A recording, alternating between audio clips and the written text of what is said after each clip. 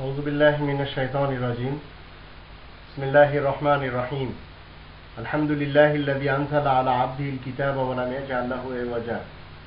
السلام عليكم ورحمة الله وبركاته. আমাদের মাঝে যারা গরিব রয়েছেন, এমত অবস্থায় তাদের সেক্সের শক্তি নেই, এই গরিব বাঙালিরা তাদের কামসূত্রকে, কাম ভাবকে, সেক্সের শক্তিকে বাড়ানোর জন্য সহজ যে উপায়গুলি এবং সস্তা যে উপায়গুলি রয়েছে সেগুলি তারা কিভাবে ব্যবহার করবেন। বিবাহ আল্লাহ রাব্বুল আলামিনের পক্ষ থেকে ফরজ করা হয়েছে, যার প্রমাণে 4 নম্বর সূরা আন-নিসা এর 3 নম্বর আয়াতে আল্লাহ বলেন, ফানকিহু মা তাবা লাকুম মিনান নিসা। তোমরা নারীদের মধ্য থেকে যাদেরকে পছন্দ করো তাদের সাথে বিবাহ করো। এখন বিবাহ করার পরে দেখা গেল অনেকের দাম্পত্য জীবনে সমস্যা হচ্ছে এই সেক্স নিয়ে, এবং তারা গরিবও, স্বামী স্ত্রীর মাঝে বনিবনা নেই। এখন এই সব বাঙালিদেরকে আমি বলতে চাই, আপনার আশেপাশে যদি হেলাঞ্চি শাক থাকে তাহলে সেই হেলাঞ্চি শাক কুটে অথবা বেটে তার জুস বের করুন, এবং স্ত্রী সহবাসের অন্তত 1 ঘন্টা পূর্বে 1 গ্লাস এই হেলাঞ্চি শাকের জুস পান করে আপনি সহবাস করেন। ইনশাআল্লাহ আপনার আল্লাহ তাআলার পক্ষ থেকে শক্তি জুগিয়ে যাবে এই শাকের জুসের মাধ্যম দিয়ে। এছাড়া আপনারা ব্যবহার করতে পারেন, কচু শাক খেতে পারেন আপনারা,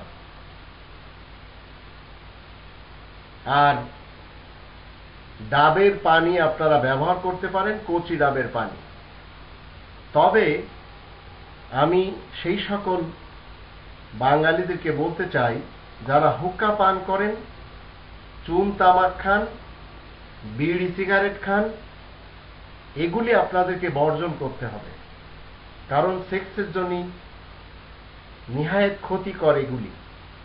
তবে কাঁচা সুপারি আর পান যদি কেউ খান, তার রস আপনি খেতে পারেন, তাহলে এতে আবার সেক্সের শক্তি বাড়ে। কিন্তু পান আর কাঁচা সুপারির সাথে যদি আপনি চুন এবং তামাক আর জর্দা ব্যবহার করেন তাহলে আপনার সেক্সের শক্তি কমে যাবে।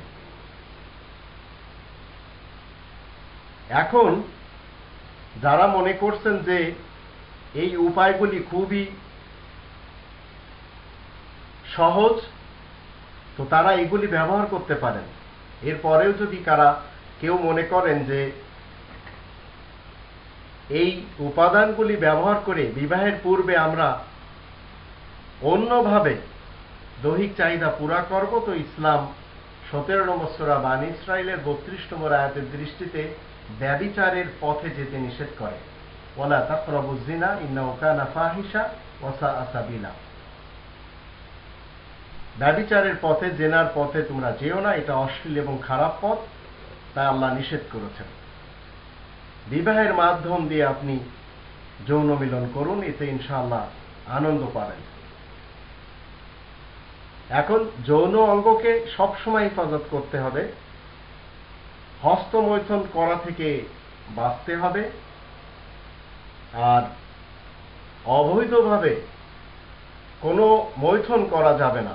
কোরআনে আল্লাহ রাব্বুল আলামিন 23 নম্বর সূরা আল-মুমিনুন এর 1 থেকে 7 আয়াতে আল্লাহ বলেন, কদ আফলাহাল মুমিনুন, অবশ্যই যারা বিশ্বাসী তারা কামিয়াব হয়ে গেছে, আল্লাযীনা হুম ফি সালাতিহিম খাশিউন, যারা নামাজে খুশু এবং খুজু ইখতিয়ার করে, ওয়াল্লাযীনা হুম আনিল লাগবি মুরিদুন, যারা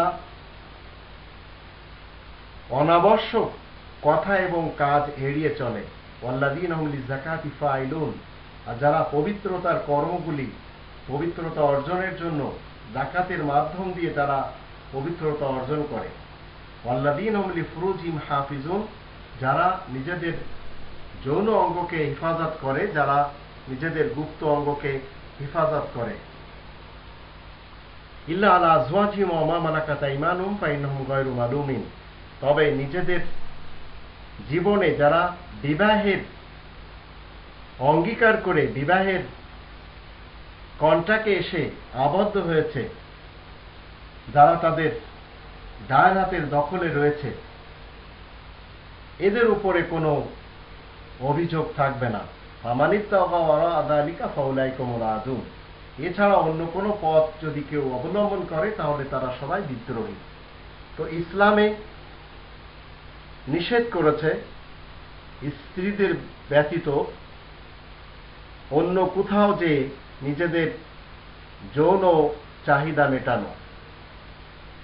এছাড়া 6 নম্বর সূরা আল আনআমের 151 নম্বর আয়াতে আল্লাহ বলছেন যে জিনিসগুলি আল্লাহ হারাম করেছেন তার ভিতরে বিশেষ দুটি জিনিসকে আল্লাহ হারাম করেছেন।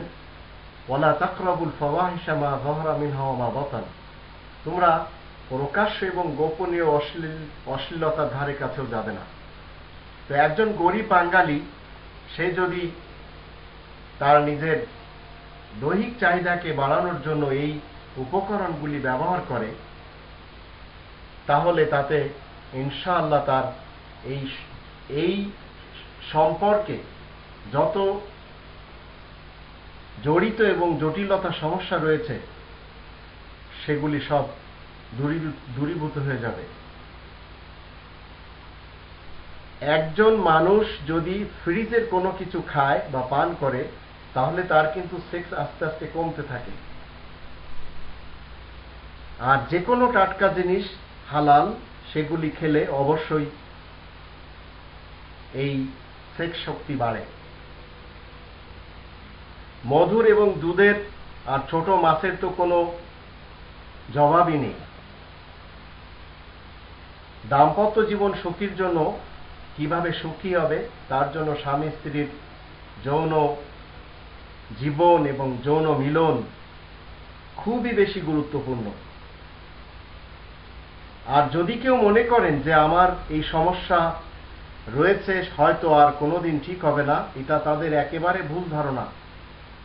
কারণ এই সমস্যা, এই সেক্স সম্পর্কে যত সমস্যা রয়েছে এগুলি কখনো ভাবা উচিত না যে চিরস্থায়ী বা চিরকালীন সমস্যা।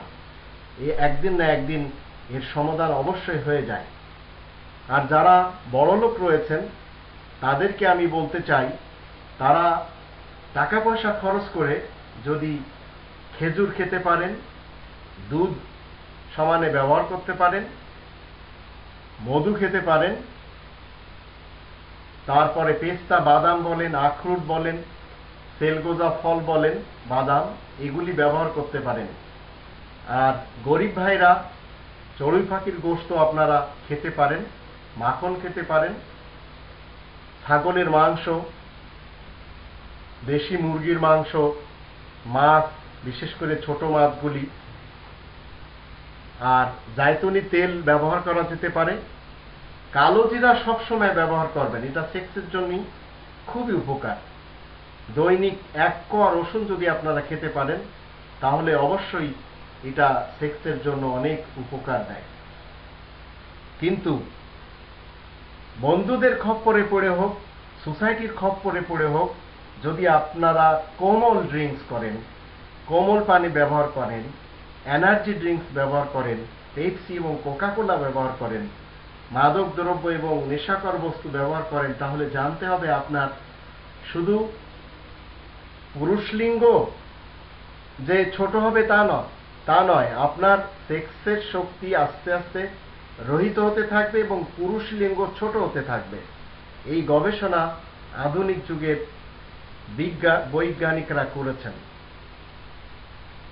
তো এই কথাগুলি আপনারা সবাই মনে রাখবেন, ইনশাআল্লাহ আনন্দের জীবনে আপনারা জীবন কাটাতে পারবেন।